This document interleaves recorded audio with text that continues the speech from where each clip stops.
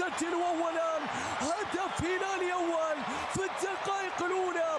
أبواب أمام من ينتظرون هذه الأخطاء، أمام من لا يخطئون أمام المرمى. يا ليوناردو يا ليوناردو، إنه يقص الشريط.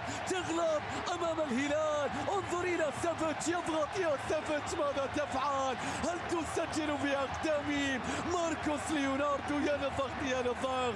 عندما يصبح الضغط هدفا، عندما يصبح الضغط هدفا. انظر إلى سافيتش. ماركوس ليوناردو يقولها: لست مهاجما احتياطيا بل إضافيا يا ميترو.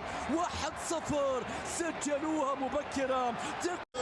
يا ميترو يا ميترو، يا الكسندر يا الكسندر، شوف الراسية، شوف العرضية، رد التحية، لا يكون إلا بهدف. كلهم يبشرون في إيقاف هدف.